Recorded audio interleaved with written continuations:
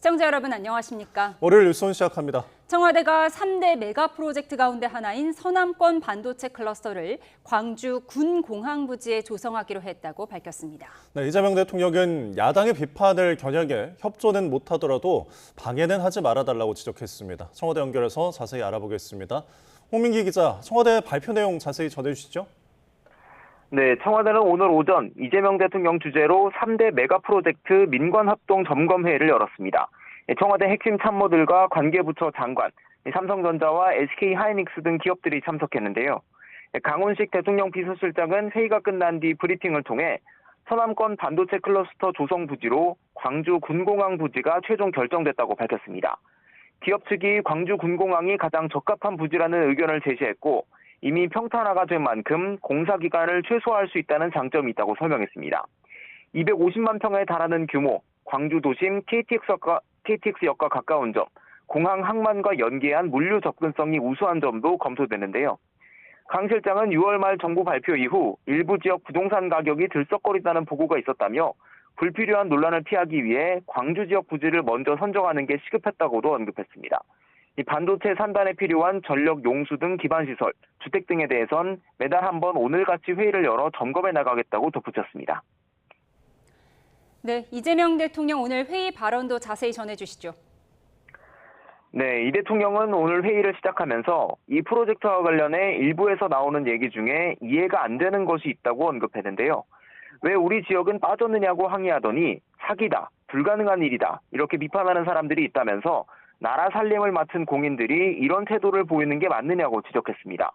불가능하다는 건지 불균형이라는 건지 둘 중 하나만 비판하면 좋겠다며 최대한 협조는 못하더라도 크게 방해는 안 하면 좋겠다고 꼬집었습니다. 이 메가 프로젝트의 사업 타당성과 지역 불균형을 거론한 야당의 비판에 정면 대응한 걸로 해석됩니다. 이 대통령은 또 행정 절차 지연은 절대로 없어야 한다며 이미 환경 영향 평가가 이뤄진 지역은 절차를 간소화하거나 모든 절차를 위법이 아닌 한 동시에 진행하는 등 속도를 거듭 주문했습니다. 삼성전자와 SK하이닉스 등 오늘 참석한 기업에도 무엇이 얼마나 필요한지 등을 직설적으로 얘기해달라며 정부도 최대치를 할 테니 두루뭉술한 건 절대로 안 된다고 강조했습니다. 지금까지 청와대에서 전해드렸습니다. 경찰이 일면식도 없는 여고생을 살해한 장윤기 사건 수사 과정에서 증거인멸 정황을 한 것을 확인했습니다. 네, 광주경찰청은 전담 수사팀을 구성하고 당시 사건을 담당한 수사팀장을 긴급 체포했습니다. 오선열 기자입니다. 장윤기는 지난 5월 5일 범행 직후 자신이 운전한 SUV 차량을 강변에 버리고 도주했습니다.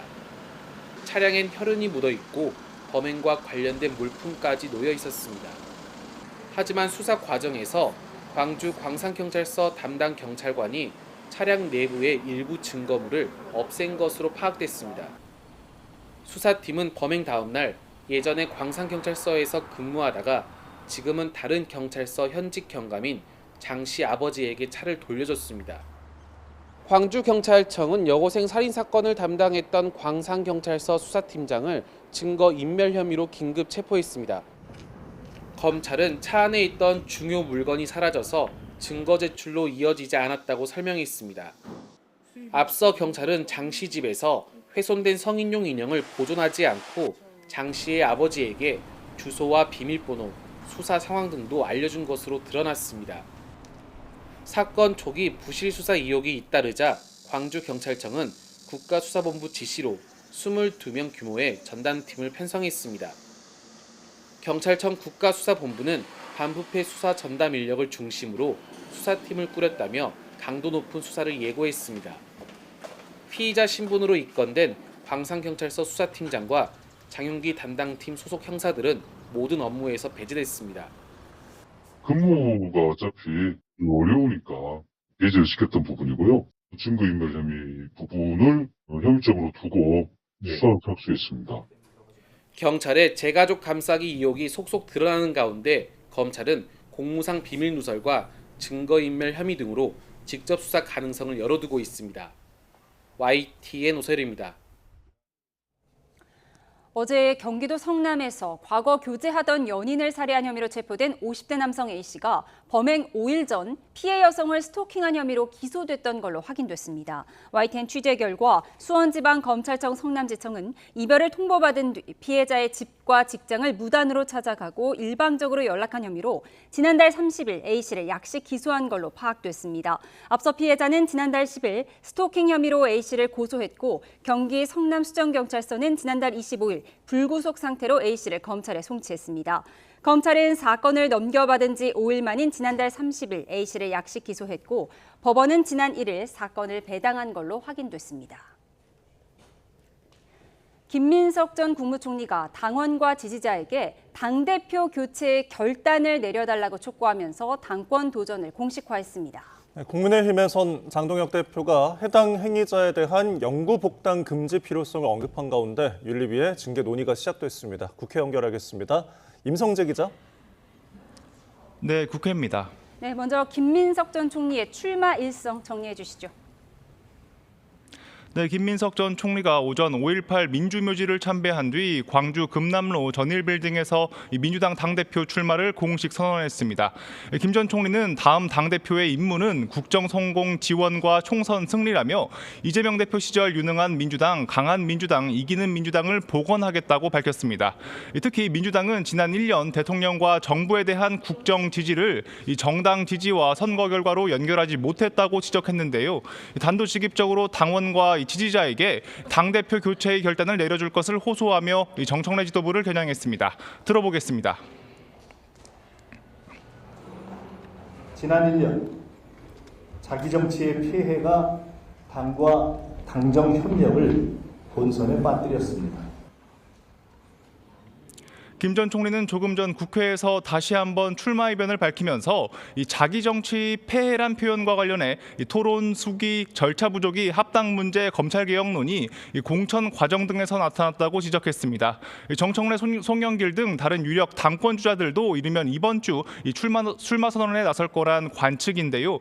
연임 도전이 유력한 정청래 전 대표는 김 전 총리 출마 선언 직후 진영 내 단합을 강조하면서 이 자신은 단결의 언어, 동지의 언어만 쓰겠다는 의미심장한 SNS 글을 올렸습니다.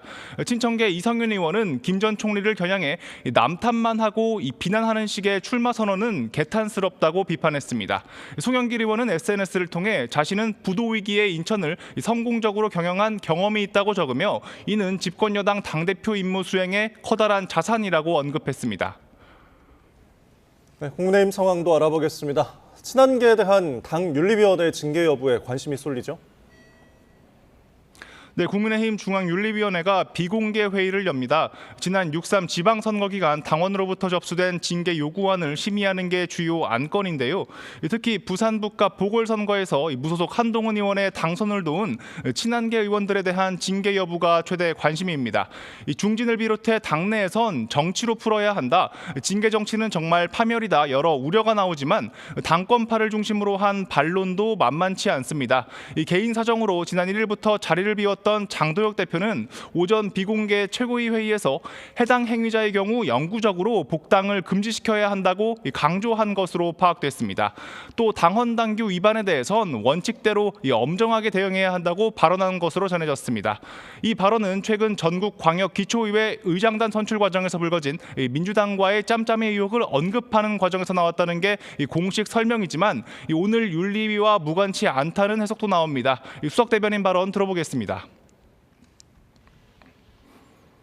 심각한 해당 행위에 대해서는 당원 당규를 개정해서라도 복당을 영구히 금지해야 된다는 대표의 강력한 의사가 있었습니다. 이와 관련해 한동훈 의원은 친한계만 대상으로 한다기보단 반 장동혁계 모든 사람을 대상으로 하려는 것 같다고 비판했습니다. 네, 오늘은 또 7월 임시국회가 시작되는 날인데 여야 대치 전국 여전히 이어지고 있죠. 22대 후반기 국회 민주당 주도의 원구성에 국민의힘이 보이콧으로 맞서면서 7월 임시국회가 반쪽으로 시작됐습니다. 당장 선관위 특검법이 첫 과제로 떠오른 가운데 여야 사이 대화 자체가 난망한 상황입니다. 민주당 한병도 당대표 직무대행은 최고위에서 이번 주 특검 법안을 제출하겠다고 공언했습니다. 이어 신속한 특검 도입의 큰 장애물은 참정권마저 정쟁 도구로 삼는 국민의힘이라며 제3자 특검 추천 방식이 현실적이고 공정하다고 강조했습니다. 반면 국민의힘 장동혁 대표는 최고위 회의에서 이번 특검은 야당 추천, 수사 범위 무제한이어야 한다며 민주당이 들어 누워서 시간만 끌다가 특검을 무산시키려는 것 같다고 비판했습니다. 회의 시작 전엔 민주당 주도로 처리돼 내일부터 시행되는 개정 정보통신망법을 입틀막법으로 규정, 단체로 검은 마스크를 쓴 채 항의하며 대여 투쟁 수위를 끌어올렸습니다. 지금까지 국회에서 YTN 임성재입니다. 오는 9일 윤석열 전 대통령의 체포방해 혐의 사건 상고심 판결이 나오는 가운데 윤 전 대통령은 직접 출석하진 않을 방침인 것으로 전해졌습니다. 윤 전 대통령 측은 오는 9일 오후 2시 대법원 1호 법정에서 열리는 특수공무집행방해 등 혐의 사건 상고심 선고기일에 출석하지 않을 방침인 것으로 파악됐습니다. 같은 날 오전 10시 서울고등법원에서 본류인 내란 우두머리 혐의 사건 항소심 속행 공판이 열리는 상황 등을 고려한 것으로 전해졌습니다. 현행 형사소송법에 따르면 상고심은 피고인의 출석 의무가 없습니다. 네, 조금 전 들어온 속보 전해드리겠습니다. 청와대가 5.18 성역화 발언으로 논란이 됐던 이병태 부위원장에 대해서 사퇴를 권고한다고 밝혔습니다. 청와대는 이에 대한 사안이 위중한 만큼 이병태 부위원장이 스스로 거취를 판단하길 바란다. 사퇴를 권고한다고 밝혔습니다. 네, 다시 한번 전해드리면 최근 5.18 성역화 발언으로 논란이 된 이병태 부위원장에게 청와대가 사퇴를 권고한 것으로 전해졌습니다. 사안이 매우 엄중해서 스스로 거취를 판단하는 것으로 이병태 부위원장은 알려졌는데요. 자세한 내용은 더 들어오는 대로 전해드리도록 하겠습니다. 다음 소식입니다. 2차 종합특검이 국정원이 12.3 비상계엄 당시 안보 위해 세력의 수백 명의 명단을 준비하는 등 적극적으로 동조한 정황을 포착하고 수사하고 있습니다. 김지미 특검보는 정례 브리핑에서 해당 명단 작성을 조태용 국정원장이나 정무직이 지시한 경로를 파악하는 데 집중하고 있다고 밝혔습니다. 또 국정원 안보조사 담당 부서가 비상대응 상황에서 윤석열 전 대통령의 긴급명령 발령을 통해 대공수사권을 행사할 수 있을지를 긍정적으로 검토한 것으로 조사됐다고 설명했습니다. 이후 충무 계획에 규정된 임무에 대해 법적 검토와 조치 방안을 담아 대통령실에 보낼 보고서를 준비했는데 특검은 해당 규정이 비상계엄엔 적용할 수 없는 전시 대비 계획이라고 보고 있습니다. 전국 곳곳에서 비가 내렸다 그치기를 반복하는 가운데 이 수요일쯤 정체전선이 중부지방까지 북상해 강하고 많은 비가 내릴 것으로 보입니다. 비가 그친 곳에서는 다시 무더위가 기승인데요. 청주에서는 올해 두 번째 열대야가 나타났고 영남과 제주에는 폭염주의보가 내려졌습니다. 취재기자 연결해서 자세한 날씨 전망 알아보겠습니다. 김민경 기자, 이번 주 초에는 중부에도 많은 비가 예보됐는데 장맛비답지 않게 비가 오락가락하고 있습니다. 이유가 뭔가요? 네, 우리나라 상공에 영하 10도 안팎의 찬 공기가 머물면서 정체전선의 북상을 막고 있기 때문입니다. 다만 남서쪽에서 덥고 습한 공기가 계속 유입되면서 만들어진 비구름이 내륙으로 들어와 곳곳에서 비가 내렸다 그치기를 반복하고 있습니다. 기상청은 내일까지는 이 같은 산발적인 비가 이어지다가 수요일은 모레쯤 정체전선이 중부지방까지 북상하면서 중부에 호우특보 수준의 강한 비가 쏟아질 걸로 내다봤습니다. 이후 기압계는 변동성이 무척 큰 상황인데요. 현재 괌 북서쪽 해상에서 서쪽으로 이동 중인 제9호 태풍 바비가 강도 5의 초강력 태풍으로 발달하면서 주변 기압계에도 영향을 미칠 걸로 보입니다. 태풍이 우리나라에 직접 영향을 줄 가능성은 크지 않지만 정체전선의 위치와 강수 시기, 강도에 영향을 미치면서 예보의 변동성이 커질 가능성이 있습니다. 기상청은 태풍의 진로와 기압계 변화를 예의주시하고 있다고 밝혔습니다. 네, 더위도 만만치가 않습니다. 열대야 그리고 폭염특보 상황은 어떻습니까? 네, 밤사이 청주의 최저기온이 25도를 기록하며 열대야가 나타났습니다. 지난 5월 30일 강릉에서 열대야가 나타난 이후 기후 관측 지점으로는 두 번째인데요. 남서쪽에서 덥고 습한 공기가 계속 유입된 데다 구름이 땅에서 열이 빠져나가는 것을 막으면서 밤사이 기온이 충분히 떨어지지 못했기 때문입니다. 비가 그친 지역을 중심으로는 다시 무더위가 기승을 부리면서 폭염특보도 발령됐는데요. 대구와 부산, 울산 등 영남 곳곳과 제주 동부에 오전 11시 발효로 폭염주의보가 내려졌습니다. 특보가 내려진 지역에서는 이틀 이상 최고 체감온도가 33도 안팎까지 오르겠고 전국적으로도 30도를 웃돌 걸로 보입니다. 기상청은 주 중반 정체전선이 중부까지 북상하면 남부지방을 중심으로 폭염이 더욱 심해질 가능성이 있다며 충분한 수분 섭취 등 온열질환 예방에 각별히 유의해달라고 당부했습니다. 지금까지 과학기상부에서 YTN 김민경입니다.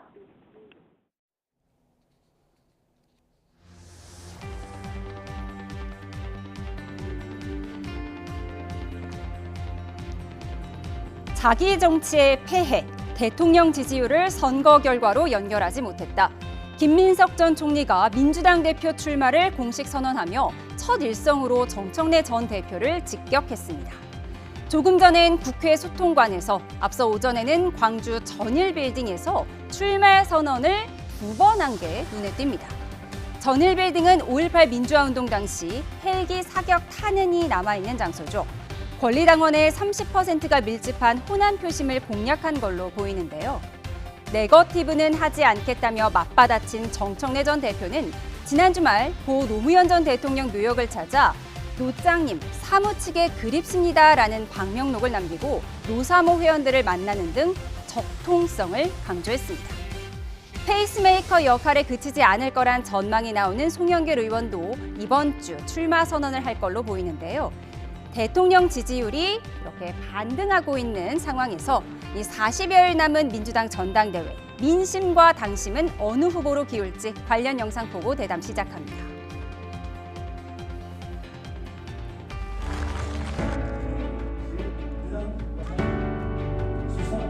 지난 1년 자기 정치의 폐해가 근데 이길 거를 졌다.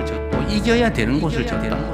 김대중, 노무현, 문재인, 이재명은 갈라치기와 멸치의 대상이 될 수 없는 민주당과 민주진영의 절대 자산이고 공통 역사입니다.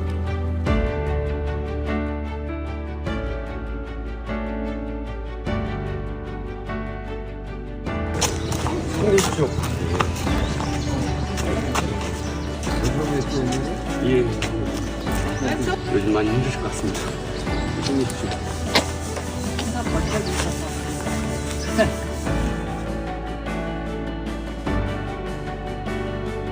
구도 위기의 인천을 성공적으로 경영한 경험이 있다고 적으며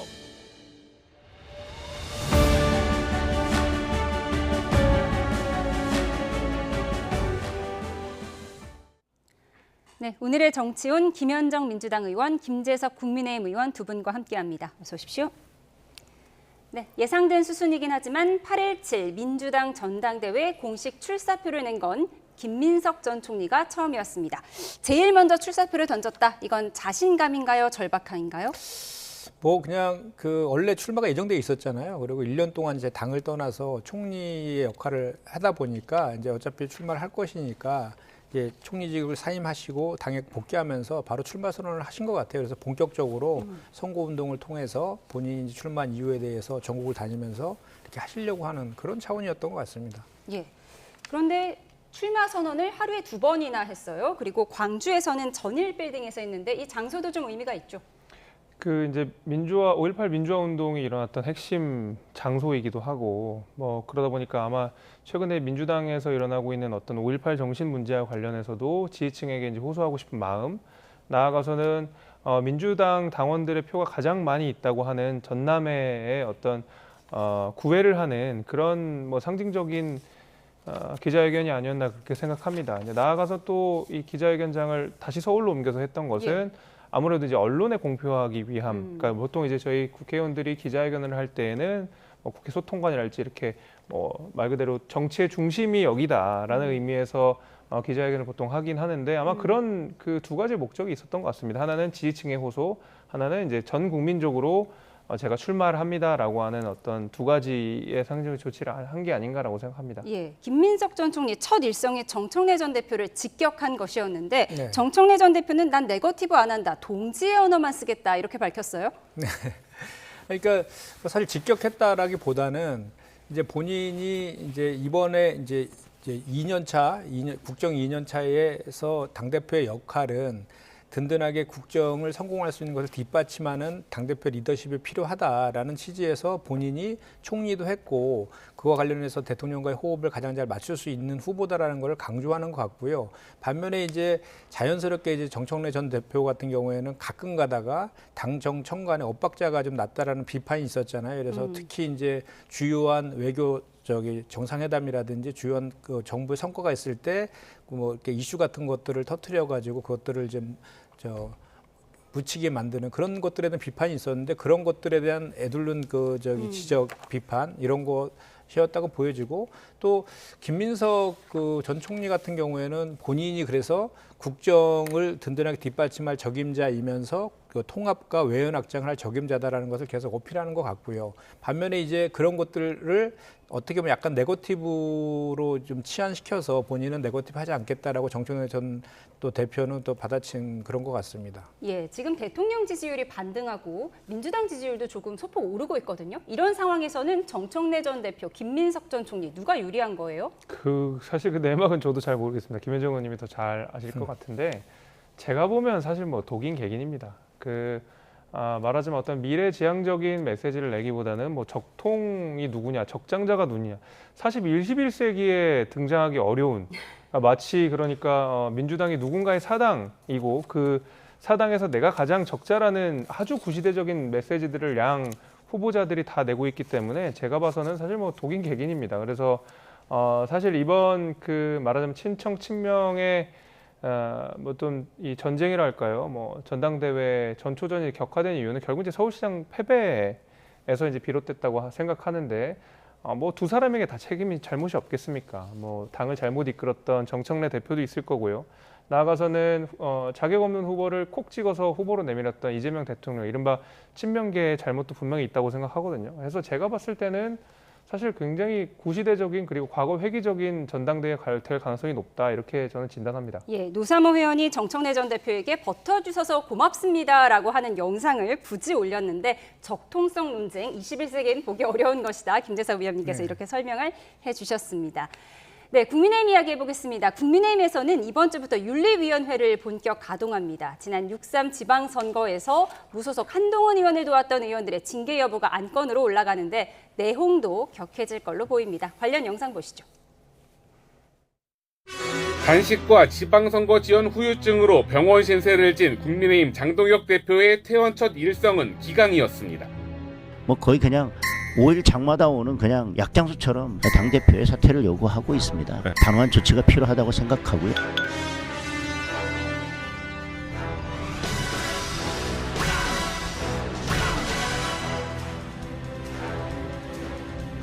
뭐 예를 들면 김용태, 뭐 김재섭, 뭐 우재준. 어떤 당대표의 사냥개 노릇하는 방식의 윤리위는 저는 의미가 없다고 생각하고 당대표를 비판했다고 그걸 징계를 한다면 이건 정말 파멸적인 정치다. 친한계 의원을 대상으로 한다기보다는 반장계 모든 사람을 대상으로 하려는 그런 상황 같습니다. 제가 특별히 언급하지 않겠습니다. 국민의힘에서 반복된 징계 정치가 또다시 현실화하며 내전 수준의 내용이 불가피할 전망입니다.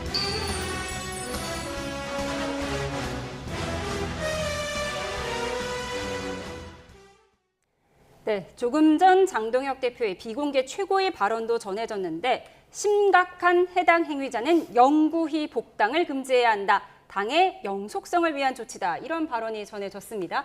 징계 대상으로 거론되고 있는 김재섭 의원님이 하실 말씀이 많으실 것 같습니다. 뭐 원론적인 차원에서 맞는 얘기죠. 뭐 해당 행위를 한 사람에게 징계를 해야 된다. 너무 원론적으로 맞는 얘기인데 다만 그걸 장동혁 대표가 할 자격이 있느냐, 여기에 대해서는 저는 좀 의문은 있습니다. 그러니까 사실 이번 지방선거에서 뭐 서울을 저희가 간신히 이기긴 했지만은 전국적으로 크게 패배한 선거고요. 이번 지방선거가 있기 전까지 당을 굉장히 구시대적으로 끌고 갔던 장본인도 장동혁 대표입니다. 사실 정당이 이제 집권을 목적으로 한 말하자면 정치적 조직체인데요.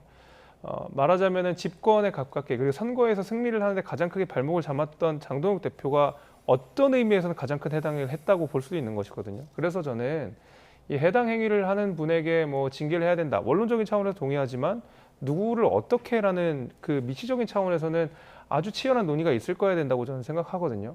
말씀하신 대로 뭐 제가 제 얘기를 하긴 좀 민망스럽긴 하지만 앞서서 뭐 장동혁 대표가 제 얘기를 직접 언급을 하면서 징계를 시사를 했던 것인데 뭐 얘기는 그런 거 아닙니까? 민주당이랑 안 싸우고 뭐 당대표만 비판한다 이런 얘기인데 뭐 서울시장 선거에 제가 뭐 그 누구보다 열심히 뛰었다고 좀 자부할 수 있습니다. 근데 제 이름을 이제 콕 찍어서 이렇게 비판하는 것은 결국 장동혁을 비판하는 모든 이야기들을 듣기 싫고 이 사람들에 대해서 징계를 하고 싶다라는 속내가 그대로 적나라하게 드러난 내용이기 때문에 저는 장동혁 대표의 저 징계 협박이라는 것이 얼만큼 본인에게 도움이 되는지 나아가서는 얼만큼 우리 당에게 도움이 되는지는 스스로 성찰하셔야 된다 이렇게 생각합니다. 예, 김재섭 의원님이 민주당이랑 가장 많이 싸우셨는데 억울한 측면이 있으실 것 같습니다. 오늘 한동훈 의원도 이건 친한동훈계 의원을 징계하려는 게 아니라 반 장동혁계를 모두 징계하려는 움직임이다 이렇게 얘기를 했더라고요. 근데 사실은 그 장동혁 대표가 있잖아요. 이렇게 징계를 하기 전에 본인이 먼저 사실 사퇴하는 게 상식적이잖아요. 이번 지방선거 보궐선거에서 국민의힘이 승리했다고 생각하는 사람이 누가 있습니까? 자당에서도 그런 평가들이 있는 거잖아요. 그리고 징계라는 것은 당의 기강을 잡으려고 하는 것인데 그 기강을 잡으려고 하면 그 기강을 잡는 사람이 권위가 있어야 되는데 지금 권위가 뭐 땅에 떨어지고 식물 대표라는 그 얘기를 듣고 있는 거잖아요. 그렇기 때문에 지금 장동혁 대표가 이렇게 징계 정치를 하는 것은 본인을 지지하는 구구 강성 당원들 있잖아요. 당원들에게 보여주기 위한 저는 정치쇼라고 생각을 하거든요. 그래서 이번에 그 징계할 때 보면 우리 그 뭐 김재섭 의원이라든지 김용태 의원이나 또 한 분 있잖아요. 청년 우재준 그 의원 같은 경우는 제가 봤을 때는 그 징계는 못할 것 같고 그 표현의 자유잖아요. 그 뭐 비판하는 게 뭐가 잘못된 것입니까? 충분히 비판할 수 있는 건데 그거에 대해서는 법원에서 당연히 가처분 되면 이용될 것이기 때문에 하지는 않을 것이고 다만 친한계 의원들과 관련해서는 명백하게 이제 무소속 후보를 도왔다는 그런 것들에 대한 그 해당 행위에 대한 가능성은 충분히 있거든요. 그래서 그런 의원들 또는 정치인들 중심으로 핀셋 그 징계를 하지 않을까라는 생각이 들고 다만 이제 그 징계 이후에 그러면 장동혁 대표가 더 공고해질 것이냐 그거는 또 변론의 문제인 것 같습니다. 왜냐하면 권위가 없는 상태에서의 그 징계이기 때문에 오히려 장동혁 대표에 대한 사태로는 더 분출될 것 같고 그동안 그 중심을 잡았던 정정식 원내대표라든지 그 최고위원 중에 두 분 있잖아요. 그 두 분에 대한 그 사태 압박도 훨씬 더 강해질 것이다. 그래서 오히려 장동혁 대표한테는 부메랑이 되어 돌아갈 것이라는 생각이 듭니다. 예. 잠시만요. 지금 들어온 화면이 있어서 좀 전해드리도록 하겠습니다. 경기도 중 광주 제1고와 해당 지역을 조롱하는 구호를 외친 배제고 야구부가 광주 1고를 찾아서 사과를 했는데요. 관련 화면이 지금 들어왔습니다. 보여주시죠. 네, 배제고 학생들이 광주 1고 강당에서 사과문을 낭독을 했습니다. 앞서 배제고 학생 야구 선수들과 지도자, 학부모, 교직원 등 모두 80명이 광주 1고를 방문했는데요. 지금 학생들끼리 인사를 하고 또 사과문을 낭독하는 모습 30여 분 동안 화해 시간을 보내고 있습니다. 앞서 스타벅스 가야지라는 응원고를 외쳐 파문을 일으킨 서울 배제고 야구부 학생들이 오늘 오전에 광주를 찾아서 피해 학생들과 시민들에게 고개를 숙였습니다. 네, 내용을 좀 전해드리면요. 야구부 주장이 낭독한 사과문에서 저희가 광주에 발을 딛는 것만으로도 불편하셨을 텐데 귀한 시간 마련해 주신 광주 1고에 감사드린다 이렇게 말문을 뗐고요. 부적절한 발언과 행동들로 인해 마음에 큰 상처를 입은 광주 1고 선수들과 학부모님 또 광주 시민분들께 진심으로 사과드린다고 말했습니다. 또 모든 선수가 진심으로 깊이 반성하고 있고 야구를 떠나서 인성이나 태도가 인생에서 얼마나 중요한지 깨닫고 다시 한번 배우게 됐다고 말을 했습니다. 저희 선수들의 좋지 않은 발언, 행동으로 인해 많은 분이 마음과 상처와 고통을 받고 계신다. 항상 마음속 깊이 반성하는 마음과 자세로 살아가겠다고 말했습니다. 앞서 감독과 또 주장 선수가 손편지도 전달한 걸로 알려지고 있는데요. 지금 사과문을 낭독한 모습도 전해드리고 있습니다. 네, 배제고 야구부 감독도 선수들의 지역 비하 응원은 무엇으로도 변명할 수 없는 잘못임을 인정하면서 학생들을 잘 이끌고 가르쳐야 할 지도자로서 책임이 가장 크기에 진심으로 사죄 드린다고 밝혔습니다. 이어서 5.18 광주 묘역도 참배를 했는데 이 소식도 화면이 들어오면 계속해서 전해드리도록 하겠습니다. 네, 저희가 국민의힘 이야기를 하고 있었는데요. 조문 정국이 또 논란이 되고 있는 모습을 좀 정리를 해드리도록 하겠습니다. 지난주에 장동혁 대표의 가족상에 한동훈 의원이 조문을 가면서 윤 전 대통령 탄핵 이후 사실상 첫 조우를 하게 됐는데요. 지금 관련 화면이 나가고 있습니다. 지난 2일 장동혁 대표 가족상에 조문 간 한동훈 의원 10여 분간 머물면서 위로를 건넸고요. 장 대표는 와줘서 감사하다며 한 의원이 채워진 술잔을 비운 걸로 전해집니다. 이 자리에 이준석 개혁신당 대표도 동석한 것이 기사화되면서 정치적 해석을 낳았는데요. 평소 오세훈 시장과 한동훈 의원 등을 비난해왔던 주현철 국민의힘 외신 대변인은 한 의원이 유족과 사전 조율 없이 빈소를 찾았다며 10분 만에 사라진 불청객이라고 표현을 했습니다. 이에 대해 친한계 김종혁 전 최고위원은 한 의원이 부산 행사 축사 일정까지 취소하고 부산에서 상경에서 조문한 건데 이걸 두고 왜 문상 왔냐고 비난하는 건 저질스럽다고 반박하며 감정 싸움이 격해진 모습입니다. 네, 일단 빈소가 차려졌고 조문을 받은 상황인데 원래 사이가 안 좋던 사람도 조문 가서 위로하고 이게 인지상정 아닙니까? 이게 왜 논란이 되는 거죠? 이게 이제 정치적으로 너무 해석이 과잉되고 있는 것 같긴 합니다. 사실 어떤 정치적인 이해득실 문제나 아니면 정치적인 관계를 떠나서 보통 저희가 뭐 관혼상제라고 불리는 뭐라고 해야 될까요? 아무튼 그런 데는 다 웬만하면 식대는 참여를 다 하거든요. 정치인들이 관행적으로 그래 왔습니다. 저도 뭐 마찬가지로 앞서서 장동혁 대표를 비판한 바 있습니다만은 제 가족상에 있을 때도 장동혁 대표가 온 바가 있고요.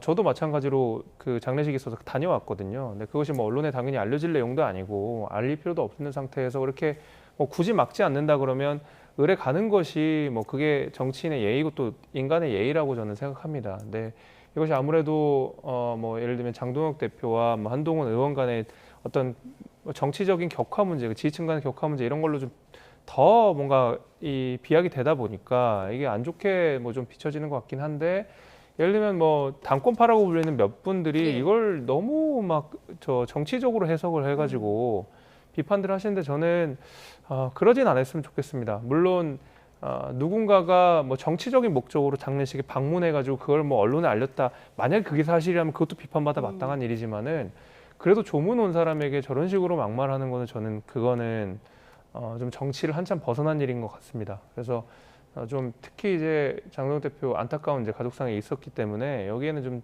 정치인들 스스로가 좀 자중자애하면서 위로할 건 위로하고 또 정치적으로 부딪힐 건 부딪혀야 되지 이걸 막 섞어가지고 이렇게 할 일은 아닌 것 같습니다. 예, 물론 장동혁, 한동훈, 이준석 세 사람이 한 자리에 앉았다는 것만으로도 정치적으로 좀 해석될 수 있는 부분이긴 하지만 이거는 어떻게 보면 단순하게 가족상에 조문을 간 것이잖아요. 네. 이것에 대한 이 비판은 어떻게 보세요? 그러니까 정치적인 해석은 다 할 수 있죠. 그런데 이제 가족의 상까지 이렇게 막 그 당의 대변인들이 저렇게 막 그거 지적하고 비판하고 있는 것은 지켜야 할 선을 넘어도 한참 넘은 거죠. 아무리 정치가 거칠어도 그 지켜야 될 인면수심이라는 게 있잖아요. 근데 그건 너무 지금 과도한 정치적 주장을 하고 있는 것 같아요. 그러니까 사실은 어떻게 보면 그 가족들이 상당했을 때 가는 것은 오히려 사이가 안 좋았을 때 그런 걸 통해서 또 사이를 회복하는 또 기제로도 사용하고 있는 거거든요. 아무리 그 친한계와 그 장동혁 그 대표 그쪽 측 간에 감정의 골이 깊었다 하더라도 이렇게 뭐 가족의 상까지 이렇게 정쟁화시키고 비판하는 것은 제가 봤을 때는 그건 뭐 사람으로서 도리는 아닌 것 같아요. 예, 조문을 간 것이 뭐 일종의 화해 제스처일 수도 있겠다는 생각이 들었는데 네. 그런 해석들은 다양하게 할 수 있는 거죠. 여러 가지 뭐 그런 정치인들의 그런 언행이나 이런 것들은 늘 해석이 따르는 거잖아요. 어떤 메시지를 전달하는 거 이런 것들도 각자의 영역에 해석할 영역이지만 그걸 조문을 간 거 가지고 저렇게 조롱하고 선 넘는 비판을 하는 것은 좀 문제가 있다라는 거죠. 예, 조문 간 것은 그대로 해석해야 된다는 두 분의 말씀 들어봤습니다. 네, 앞서 속보로 전해드린 내용을 좀 더 자세히 짚어 짚어보겠습니다. 배제고 학생들이 광주 제1고를 찾아서 공식 사과하는 등 학생들 사이에서는 이렇게 해결책을 찾고 있는 모습이지만 정치권이 여전히 시끄럽습니다. 특히 5.18이 성형이 됐다고 발언한 이병태 규제합리화위원회 부위원장을 향해서 여당 내 사퇴 목소리가 거세고요. 앞서 속보로 전해드린 대로 청와대도 사퇴를 권고했습니다.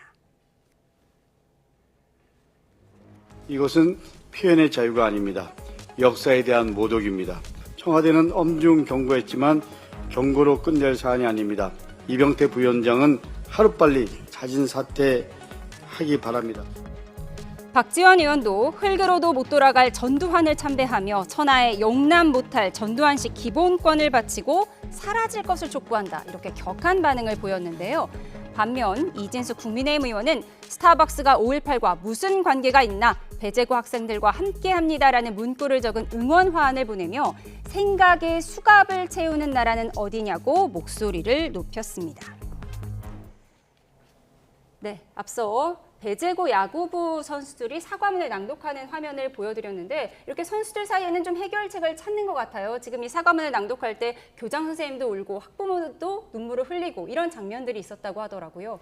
그러니까 뭐 배제고 학생들이 명백하게 잘못했고 여기에 대해서는 뭐 변명의 여지 없이 사과를 해야 되는 지점이고 그렇게 그런 의미에서는 사과를 아주 잘했다고 생각합니다. 근데 지금 뭐 민주당 일각에서는 이거를 지나치게 이제 쟁점화하고 정쟁화하는 느낌을 감추긴 좀 어렵습니다. 특히 이제 뭐 이병태 그 위원장 같은 경우에는 제가 뭐 표현을 보니까 그런 거더라고요. 5.18 민주화 운동 자체에 대해서 누가 존중하지 않겠느냐. 그건 너무 당연한 일이거든요. 그거는 모든 정치하는 사람들이 당연히 가지고 있어야 되는 생각입니다. 5.18 민주화 운동이 대한민국 민주화의 어떤 가장 중요한 역할을 했던 분기점이다. 여기에 동의하지 않을 사람은 굉장히 극단적이고 이상한 사람을 제외하면은 아마 다 동의가 될 겁니다. 다만 그 이병태 위원장이 얘기한 얘기는 다만 그걸 통해서 표현의 자유가 위축되는 것은 안 된다. 민주주의의 가장 기본이라고 하는 것이 바로 표현의 자유인데 그런 것까지 위축시켜서 되냐라는 의견을 내놨던 것이고 이후에 뭐 청와대에서도 여기에 대해서 뭐 경고 조치를 하니까 입장 바꿀 생각 없다고 이야기를 했던 걸로 제가 조금 전에 기사를 보고 왔는데 그런 거 아닙니까? 그래서 뭐 지금 박지원 조금 전에도 의원이나 뭐 최고위원들 일제히 나서서 이제 다 비판을 하고 있는데 글쎄요, 저는 오히려 되묻고 싶은 것이 그렇게 모든 것에 대해서 비판을 차단하고 그 어떤 토론이나 아니면 어떠한 실수도 용납되지 않는 것이 과연 그 민주당이 이야기하는 5.18 민주화 정신인가? 저는 여기에 대해서 한번 되묻고 싶습니다. 예, 앞서 속보로 전해드렸지만 청와대에서 이병태 부위원장에 대해서 사퇴를 권고했거든요. 그럼 이제 스스로 물러나게 될 가능성이 큰데 청와대가 사실 통합 인사로 보수 진영에서 쉽게 말해서 스카우트해온 인사였잖아요. 네. 그러니까 지금 국민통합 차원에서 영입한 인사인데 사실 5.18과 관련해서는 이제 진영의 문제가 아니거든요. 거의 이제 민주주의라는 그 상징성이 있어서 진영과 상관없이 다 이렇게 그 존중받아야 되는 그 숭고한 정신이지 않습니까? 민주주의 상징이기도 하고 그래서 헌법 전문에 수록하자라고 여야 공의 대선 공약으로 하기도 했던 그런 것 아닙니까? 그런데 국민통합 차원에서 영입한 인사가 그거에 대해서 아주 정면으로 뭐 5.18이 성역이냐, 그 징계가 북한식 같다 이런 식의 발언하는 건 대단히 부적절한 것이죠. 그리고 그 표현의 자유라는 것도 무제한 권리가 아니잖아요. 국제 인권 규약상에도 이렇게 혐오나 조롱하는 표현들에 대해서는 법으로 금지하라라고 그렇게 되어 있고 그것은 국내법의 효력까지도 있는 것입니다. 그런데 그렇게 국민통합의 차원에서 영입한 그 총리급 인사가 저렇게 막말을 하는 것은 이건 용납할 수 없다라는 저는 표현의 자유 한계를 일탈한 것이다라고 보여지고 지금 저분이 2년 임기제로 들어오신 분이라서 중간에 해촉할 수가 없답니다. 본인이 사퇴하기 전에는. 그래서 청와대에서도 부적절한 언행에 대해서 경고를 했음에도 불구하고 본인이 다시 그거에 대해서 또 반박하는 또 그런 표현들을 하니까 부득이하게 사퇴를 권고하는 지경까지 와 있는 것이죠. 저도 뭐 페이스북에다가 사퇴하는 게 맞다라고 올렸는데 왜냐하면 저분은 공직자잖아요. 그러니까 개인의 뭐 교수로서의 본인이 그 자기의 주장이나 이런 것들은 얼마든지 할 수 있다고 치더라도 공직자로서는 저렇게 하면 안 되죠. 공직자로서는 이미 우리 그 대한민국 국가에서 이미 공인된 확인된 그 내용에 대해서 그거를 반대하는 그런 식의 표현들을 하는 것은 그것은 선을 넘었다라고 생각하고 저는 지금 사퇴해야 된다고 저는 생각합니다. 예, 사퇴 관련 속보가 들어오면 또 전해드리도록 하겠고요. 배재고 학생들이 광주 찾아가서 사과문 낭독하고 이런 모습들이 나오고 있는데 지금 국민의힘 이진숙 의원이 또 배재고에 응원 화환을 보내면서 생각에 수갑 차우는 나라가 어디냐라고 반문을 했습니다. 이건 이제 본인이 긴급 체포됐을 때 수갑 찼던 것을 연상시키는 것 같은데 이 부분은 어떻게 보세요? 글쎄요, 뭐 이렇게 지금 이 배재고 논란이 계속 그 정치인들이 가지고 이렇게 왈가왈부하는 것이 그렇게 좋지 않다고 생각합니다. 물론 저도 이제 초반에는 관련한 이제 메시지를 냈거든요. 이제 6개월 중징계를 내린다고 해서 사실 그렇게 할 일이 특히 이제 학생들이기 때문에 이들이 명백하게 잘못을 했고 과오를 저질렀다 하더라도 이들이 교정하고 잘못하고 스스로 배우고 새로운 정보를 찾고 해야 되는 기회를 줘야 되는데 당장 징계부터 하고 정치권이 나서서 뭐 야구부를 해산해야 되느니 이렇게 할 이야기가 되겠느냐 이러면 되겠느냐라는 비판을 한 바가 있습니다만은 이후에 이제 그 뭐 배재고 학생이나 그다음에 이들이 이제 잘못을 계속 시인을 하고 있고 실제로 오늘 가서 이제 사과도 했었던 만큼 이게 여든 야든 이 문제에 대해서 이제 한 발짝 물러가지고 있는 것이 오히려 더 좋지 않겠나 싶습니다. 예, 정치권은 좀 한 발 물러났으면 좋겠다라는 의견을 주셨습니다. 그런데요, 표현 논란이 대중문화계로도 번졌습니다. 최근 걸그룹 멤버가 무섭노라고 발언한 것이 일배식 표현인가를 두고 공방이 뜨거운데 조국 전 대표가 참전하면서 이것도 정치권으로 번졌습니다. 네, 중소 아이돌의 기적으로 불리며 큰 인기를 얻고 있는 걸그룹 리센느. 그 멤버 원희가 일본인 멤버 미나미 고향집을 찾았는데 이 장롱 속에서 무슨 소리가 나는 것 같다는 이 장면이 논란의 출발점이 됐습니다. 들어보시죠. 이거 달콩 소리 나는데? 아 뭐야? 네, 뒤에서. 무섭노. 무섭노 저녁부터 무서워. 이를 두고 부산 출신인 조국 전 대표가 일배는 기계적으로 노를 붙여서 사용한다며 일배와 부산 말투 구별법을 올리자 이준석 개혁신당 대표가 이렇게 반박했습니다. 조국 전 대표가 뜬금없이 경상도 사투리를 향해 죽창가를 부르기 시작했습니다. 그냥 경상도 사람이 경상도 사투리 쓴 겁니다. 이제 노무현 대통령께서 성역이 아니라 여느 전직 대통령처럼 추억되었으면 좋겠습니다. 네, 요즘 인기 많은 아이돌 리센드의 멤버 원희가 무섭노라고 물어봤는데 이 노를 붙이는 게 일베들이 노무현 전 대통령을 비하하는 말이다. 조국 전 대표는 이렇게 얘기를 한 거예요. 근데 언뜻 들으면 그냥 사투리 같은데 어떻게 보세요? 그러니까 지금 저게 무섭노라고 했던 거에 대해서 그전에 뭐 노무현 전 대통령을 비하하는 거기에 노자를 붙였던 그거는 뭐 좀 맞는 팩트인 것 같아요. 근데 노자 붙였다 해서 다 노무현 전 대통령을 비하하는 것이냐 이건 아니잖아요. 그리고 저 가수가 그전에 뭐 저 평상시에 뭐 그런 일베 같은 표현들을 했는지 여부도 전혀 확인도 안 돼 있는 상태에서 저 표현 하나 가지고 저렇게 얘기하는 것은 대단히 부적절하다고 보여지고 좀 전에 우리 김재섭 의원께서 얘기한 것처럼 일베 문화 이런 것들은 혐오와 조롱 이런 것들은 없애는 쪽에 정치권이 노력을 해야 되는 것이지 거기에 참전을 한다라고 하면 자꾸 이게 그 일베들이 오히려 더 바라는 바 아니겠습니까? 점점 더 판이 커지고 재생산되잖아요. 그러니까 정치인들은 대단히 저런 것들에 대해서 절제해야 된다라고 저는 생각하고 사실은 대단히 걱정스러운 게 뭐냐면 정교조에서 그 교사들 대상으로 설문조사를 했는데 극단적인 혐오 표현 교실에서 하는 것을 목격한 교사들이 80.2%를 합니다. 예. 그런데 그거에 대해서 제재를 하지 못한대요. 보복 때문에. 이런 문화들을 교육 당국에서 바꿔줘야 되잖아요.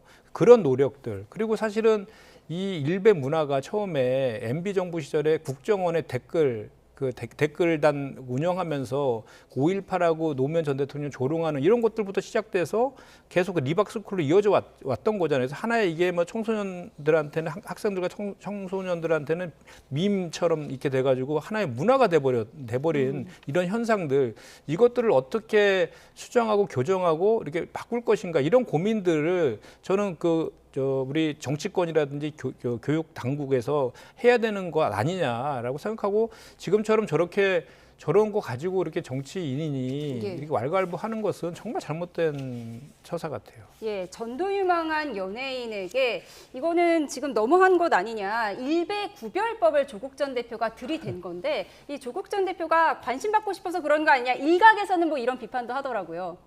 저는 그렇게 봅니다. 사실 어지간히 할 일 없구나 그런 생각도 들고요. 이 정도면 병이다 저는 그 생각도 좀 듭니다. 이게 이재명 대통령께서 하신 말씀이었는데 부처 눈에는 부처만 보이고 돼지 눈에는 돼지만 보인다고 그 어떤 극단적인 사상에 사로잡혀서 그리고 어떤 극단적인 정치 진영에 매몰되어서 그러다 보니까 이제 모든 것이 다 정치로 보이고 모든 것이 내 적 아니면 내 편으로 보이는 극단적인 상황으로 지금 조국 전 대표가 가 있는 게 아닌가라는 우려가 될 정도로 이게 나서서 할 것과 안 할 것이 있는데 이거는 좀 넘어간 게 아닌가 싶습니다. 앞서서 우리가 5.18 관련한 논란 이야기했지만 거기에 대해서는 배재구 학생들이 명백하게 잘못한 게 맞고 거기에서 이제 정치인들이 한두 마디 하는 거 저는 그렇게 바람직한 일은 아니지만 그럴 수도 있다고 봅니다. 양보해서. 그렇지만 아이돌이 심지어 그분이 또 거제 출신이어서 영남 출신이라서 충분히 이제 쓸 수 있는 그리고 많이 쓰는 말들을 방송 중에 의원 중에 했다고 그거를 딱 일배로 찍어서 일배몰이를 한다? 그거는 저는 조국 전 대표가 이거는 거의 극단적인 망상 수준으로 간 게 아닌가라는 생각이 들 정도로 이거는 병이다 저는 이렇게 봅니다. 이거는 병이다. 잠시만요. 속보가 들어와서 먼저 전해드리도록 하겠습니다. 네, 일면식도 없는 여고생을 살해한 장윤기 사건의 부실 수사 논란이 확산하는 가운데 경찰청 국가수사본부가 광주 여고생 살인 사건 수사 과정에 제기된 각종 의혹 등을 철저히 밝히기 위해서 특별수사팀을 확대 편성한다고 밝혔습니다. 광주청에 구성된 수사전단팀을 광주 광산서 살인사건 관련 진상규명 특별수사팀으로 확대 편성하기로 했고요. 본청 수사관 등 27명 규모로 편성한다고 합니다. 특별수사팀장에는 경찰청 수사인권 담당관을 임명했습니다. 자세한 소식은 들어오는 대로 추가로 전해드리도록 하겠습니다. 네, 다음 소식 살펴보겠습니다. 지난 5월 민주당 유세 현장의 모습을 드러내 화제를 모았던 배우 전원주 씨가 이번엔 좀 의외의 장소에서 포착이 됐습니다. 화면 함께 보시죠. 네, 한국사 강사 출신 전한길 씨가 대표를 맡고 있는 보수 성향 시민단체 한미동맹단은 지난 4일 서울 광화문 인근에서 우산혁명 집회를 개최했는데 이 영상에 이 전원주 씨가 현장에 참석한 모습이 담긴 겁니다. 또 이 영상 속 전원주 씨는 부정선거 음모론자인 모스탄 교수의 연설을 듣고 있었습니다. 전원주 씨는 앞서 6.3 지방선거를 앞둔 지난 5월 충남 공주에서 열린 유세 현장에 등장해서 정청래 대표에게 엄지척하면서 민주당 지지 의사를 보인 바 있어서 이게 어떤 사유인지 궁금증을 자아내고 있습니다. 네, 지난 5월에 민주당 유세 현장의 모습을 드러내 화제를 모았던 배우 전원주 씨. 이번에는 좀 극우 성향 단체의 집회에 나간 모습이 포착이 됐어요. 이게 어떻게 된 일일까요? 그래서 저도 지금 모르겠네요. 이제 일단 아는 분들이 부탁을 해서 이렇게 가셨나요? 저도 정확히는 자초지종을 모르겠어서. 근데 지난 지방선거 때는 분명히 우리 민주당 지지하는 그런 행보를 보였었는데 이번에 다시 또 여기를 갔는데 아마도 이번에 부실투표 논란 관련해서 워낙 지금 국민적인 이슈가 되고 관심이 높으니까 그런 거에 대한 강의를 한다고 하니까 서 한번 들으시러 간 거 아닌가? 이 정도 좀 생각이 드네요. 예. 그래서 일각에서는 전원주 씨가 중도이기 때문에 민주당 지지 집회에도 갔다가 또 극우 성향 집회에도 갔다가 그런 것이 아니냐 이런 해석도 나오더라고요. 제가 보기에는 제 입장에서 보면 정청래 대표도 굉장히 극단적인 사람이고 그 시위 현장에 있는 전한기 이런 사람도 굉장히 극단적인 사람들인데 아마 기계적 균형을 맞추기 위해 저렇게 극단적인 게 골라서 가는 게 아닌가라는 생각이 좀 들긴 듭니다. 여튼 특히 전한길이나 모스탄 저런 분들은 제도권 정치 내에서 인정할 수 없는 이야기들을 그러니까 망상에 가까운 이야기들을 하시는 분들이기 때문에 여러 가지 오해들이 생길 수 있다고 생각합니다. 저분들의 이야기가 그 허무맹랑한 이야기라는 건 너무 많이 밝혀진 이야기이기 때문에 글쎄요 아무래도 특히 최근에는 주식 투자를 잘했다라는 이유로 세간의 집중을 많이 받으시는 분이다 보니까 저런 극단적인 곳 그게 정청래 대표든 아니면 그게 전한길이든 좀 이 시민께 영향을 줄 수 있는 분들은 좀 그래도 좀 조심하는 게 맞지 않을까 그냥 그렇게 생각합니다. 예, 최근 일배 논란도 워낙 많았으니까 진중권 교수가 우리 사회에 극과 극만 남았느냐 이런 분석도 하던데요. 같은 맥락에서 해석해야 될까요? 정말 정치적 양극화가 정말 심화되는 것 같아요. 그러니까 저도 무슨 의견을 좀 내면은 어느 순간 잡혀찍기가 돼가지고 막 문자 폭탄 같은 게 오고 막 그래서 뭐 이렇게 어떤 의견을 내는 것도 조심스럽고 막 그런 때가 좀 있거든요. 그래서 이런 것들은 누가 뭐 잘했다 못했다를 떠나서 그런 것들을 좀 중화시키는 노력들을 좀 다 같이 해야 될 필요는 있어 보입니다. 그리고 저희가 사실은 정치를 하는 이유도 다 뭐 그 국민들이라든지 국가가 잘 되도록 하기 위해서 하는 거잖아요. 그런 차원에서 본다라고 하면 우리가 좀 너무 정쟁적인 그런 거 가지고 서로 공방할 것이 아니라 정말 민생이나 경제 뭐 이런 것들을 누가 더 잘 그 살피느냐 이런 경쟁을 하는 그런 문화들을 좀 서로 노력이라도 좀 해야 되지 않을까 이런 생각이 듭니다. 예. 네, 앞서 속보가 들어와서 저희가 국민의힘 관련 주제를 많이 다루지 못했는데 마지막으로 이 질문 한번 드리겠습니다. 예. 지금 장동혁 대표가 해당 행위자는 영구 복당 불가하게 해야 된다 이런 극단적인 말까지 했잖아요. 만약에 이 징계가 현실화되면 그럼 국민의힘 내부에서는 어떻게 대응하실 예정이세요? 그거는 뭐 천차만별일 것 같은데요. 일단 징계 국면이 시작되고 어느 수준으로 어느 대상까지 징계를 하느냐에 따라서 많이 달라질 것 같습니다. 그러니까 말씀하신 대로 뭐 굉장히 큰 해당 행위를 했다. 말 그대로 당의 존립을 흔들 만큼의 중요한 어떤 큰 해당 행위를 했다고 한다 그러면 복당 불가능할 수 있겠죠. 근데 그러나 그것이 장동혁 대표의 정치적 기준에서 장동혁 대표 개인의 입장에서 판단되어서 누군가를 배제하거나 누군가를 제명하기 위해 하는 징계라고 한다 그러면 그거 사실 누가 납득할 수 있겠습니까? 저는 많은 의원들이 이에 대해서는 아마 반대 의사를 표하고 반발이 있을 거라고 생각이 되고요. 심지어 뭐 정점식 대표를 비롯해서 많은 뭐 현역 의원들 나와서는 중진 의원들조차 이런 식의 징계 정치로는 우리가 절대 나아갈 수 없다라고 이야기를 한 바가 있기 때문에 아마 무분별한 징계가 있거나 아니면 극단적인 형태의 징계가 있으면 저는 당내 반발이 굉장히 클 거라고 생각이 지금 됩니다. 보여드리는 저 화면이 징계 요청서예요. 저길 보면 잘 보면 여러 당협위원장들도 있고요. 뭐 송영훈 변호사 그리고 저기 보이는 이름들을 보면 김성태 전 의원도 있고요. 또 예. 오세훈 시장이 포함됐다는 얘기도 있더라고요. 그러니까 그냥 아무나 막 하는 것 같습니다. 그러니까 저게 다 징계 요청이라고 하는 것은 당원 내지는 뭐 일각에서 이렇게 징계를 해달라고 요청을 하는 것이고 윤리위에서 저 내용들을 바탕으로 판단을 해서 이것이 징계 사안이다 아니다를 판단하는 작업은 남아있는 것 같고요. 저기 이름이 징계 요청에 올라간 모든 사람들이 다 징계 대상자로 오르는 것은 아닙니다. 아마 뭐 저도 있을 것 같은데 두고 봐야 될 것 같습니다. 네. 징계 규모가 얼마나 될지 징계의 계절이 시작됐습니다. 앞으로 지켜보도록 하겠습니다. 지금까지 김현정 민주당 의원, 김대석 국민의힘 의원 두 분과 함께했습니다. 고맙습니다.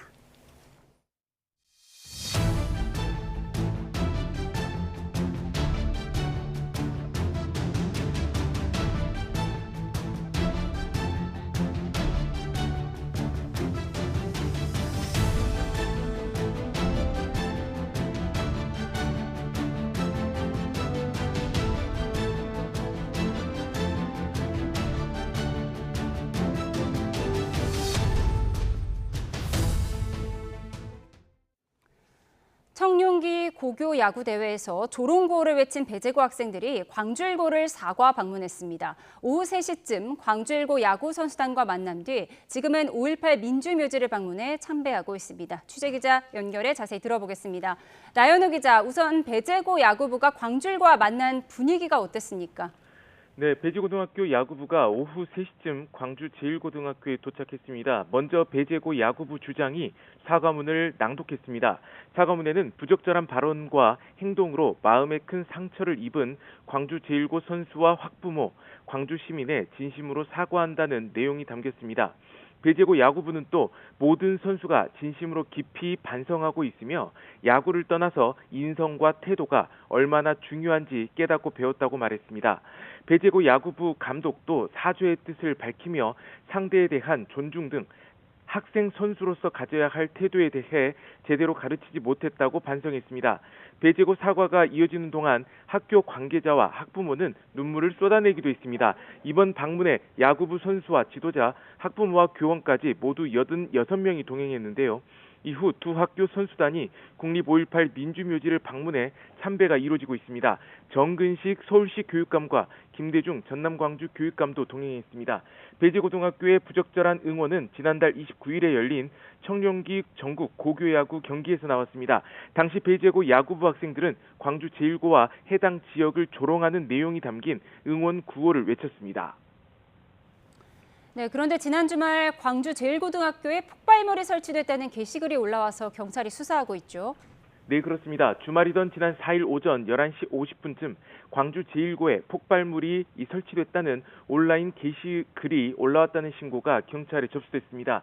배제고 청소년들의 미래를 짓밟았다며 광주 제1고에 폭탄을 설치했다는 내용이 담겨 있었습니다. 경찰과 소방당국이 수색을 벌였고 학교에 있던 교직원과 학생 20여 명이 대피하는 소란이 벌어졌습니다. 경찰은 이 사건에 대해 수사에 착수했습니다. 해당 행위가 학생들의 학습권을 침해하고 국민의 평온한 일상을 훼손하는 명백한 범죄에 해당한다고 밝혔습니다. 특히 앞으로 이 관련 학교를 이 대상으로 한 명예훼손과 협박글이 이어질 경우 즉시 수사에 나서 엄정하게 대응하겠다고 밝혔습니다. 광주 제1고는 혹시 모를 안전사고에 대비하기 위해 경찰에 시설 보호를 요청했습니다. 지금까지 광주 전남 취재본부에서 YTN 나연호입니다. 배제고 야구부의 스타벅스 구호 논란과 관련해 5.18이 성역이 됐다고 언급한 이병태 규자합리화위원회 부위원장에 대해 청와대가 사퇴를 권고했습니다. 청와대는 오늘 책임과 권한이 큰 대통령직속위원회 주요 구성원으로서 정부 국정기조에 부합하기 위해 노력해야 함을 이 부위원장에 강조했다고 밝혔습니다. 이어 경고 조치한 이후 사안이 매우 엄중한 까닭에 이 부위원장의 사퇴를 권고했다고 설명했습니다. 이 부위원장은 스스로 거취를 판단하는 중인 걸로 알려졌습니다. 인기 걸그룹 멤버 발언이 일배식 표현이냐를 두고 인터넷이 뜨겁습니다. 다만 배제고 응원 논란 때와는 대중의 반응이 조금 다른 양상인데요. 왜 그런지 김승환 기자가 짚어봤습니다. 중소 아이돌의 기적으로 불리며 큰 인기를 얻고 있는 걸그룹 리센느. 멤버 원희가 일본인 멤버 미나미 고향집을 찾은 장면이 논란의 출발점이 됐습니다. PD가 무섭노라고 말하자 원희도 같은 표현을 따라 말했습니다. 이를 두고 한 다큐멘터리 PD가 SNS에 속상하다는 글을 올리면서 논란이 확산했습니다. 뭔가 달콩 소리 나는데? 뭐야? 네, 뒤에서. 무섭노. 무섭노. 저녁부터 무서워. 배제고 응원 논란 당시엔 5.18을 조롱했다는 비판에 상대적으로 여론엔 공감대가 형성됐습니다. 반면 이번 논란은 표현을 어떻게 해석해야 하는지를 두고 시선이 갈렸습니다. 경남 거제 출신인 원희가 일상대화 중 사용한 건데 특정 커뮤니티 말투로 단정하는 건 지나치다는 반응이 나왔지만 문제가 있다는 쪽에선 특정 표현에 상처받는 사람이 있다면 한 번쯤 돌아볼 필요가 있다고 반박했습니다. 부산 출신인 조국 전 대표가 SNS에 일베는 기계적으로 노를 붙여 사용한다고 올리자 이준석 대표는 경상도 사투리를 일베 용어라고 모욕의 언어로 만든다고 맞서면서 정치권 공방으로도 번졌습니다. 무섭노라는 단어 자체에 대해서 과연 이 혐오성 발언을 염두에 두고 한 발언인지 아니면 지역 방언으로서 감정적인 표현을 사용할 때 영란권에서 노자라는 단어를 일베식 표현이라는 경계와 무분별한 낙인에 대한 거부감, 서로 다른 우려가 맞부딪히면서 온라인 공간의 갈등도 점점 더 복잡한 양상으로 번지고 있습니다. YTN 김승환입니다. 네, 경기도 중 광주 제1고와 해당 지역을 조롱하는 고를 외쳐 논란이 된 배제고 야구부가 광주를 사과 방문하고 있습니다. 네, 조금 전에 광주 제1고 야구 선수들을 만나서 사과한 데 이어서 지금은 국립 5.18 민주묘지에 참배하기 위해 현장에 가 있습니다. 현장으로 함께 가보시죠.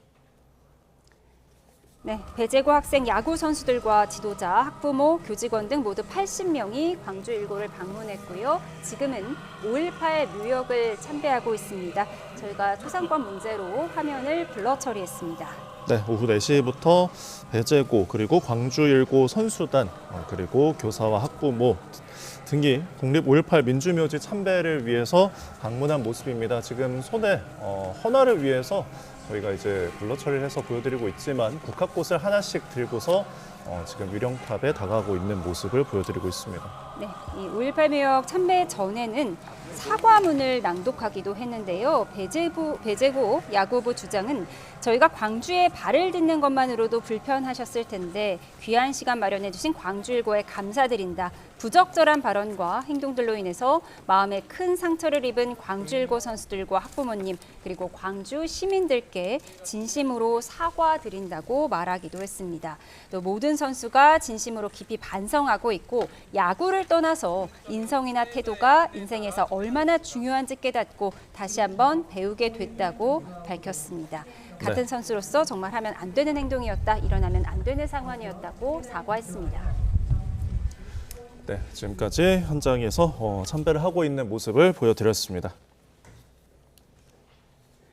네, 다음 소식입니다. 북중미 월드컵으로 위기에 빠진 우리나라 축구의 새 판을 짤 K축구 혁신위원회가 조금 전 첫 회의를 열고 출범했습니다. 네, 취재기자 연결해서 자세한 내용 들어보겠습니다. 이경재 기자, 첫 회의 어떤 내용이 나왔습니까? 네, K축구 혁신위원회가 조금 전 3시에 첫 발을 뗐습니다. 이번 혁신위는 북중미 월드컵 조기 탈락으로 불거진 우리나라 축구의 위기를 헤쳐가고 또 새로운 판을 설계하기 위해서 정부 주도로 만들어졌습니다. 혁신위는 일단 9명으로 구성됐고요. 최희영 문화체육관광부 장관과 박지성 피파 분과위원이 공동위원장을 맡았는데요. 최 장관은 모두 발언에서 자신은 공동위원장에서 물러나겠다는 뜻을 밝혔고 대신 유승민 대한체육회장을 공동위원장으로 선임했습니다. 유승민, 박지성 공동위원장의 모두 발언 내용 들어보시죠.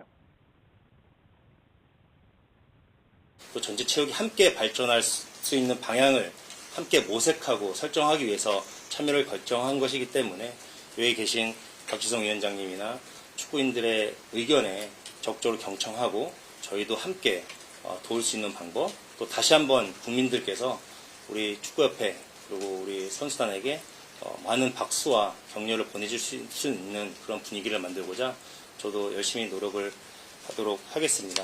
이번 월드컵을 통해서 단순히 우리가 지금까지 해왔던 대로 하면 안 된다라는 그런 문제, 그런 벽에 부딪힌 게 아닌가 생각이 들고 또 이것을 계기로 진정으로 앞으로 한국 축구가 앞으로 나아가면서 좀 더 좋은 방향으로 좋은 영향을 끼칠 수 있는 그런 축구협회, 한국 축구가 됐으면 하는 바람이 상당히 크고요.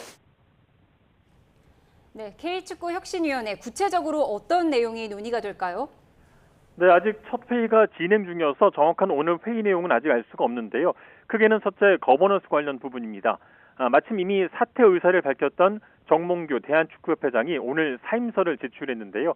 대한축구협회장 선거 제도와 필요한 역량 등에 대한 논의가 진행됐을 것으로 보입니다. 대표팀 감독의 선임 방식과 조건 등에 대한 얘기도 나올 수 있는 부분이고요. 두 번째는 우리나라 축구의 미래를 설계하는 부분인데요.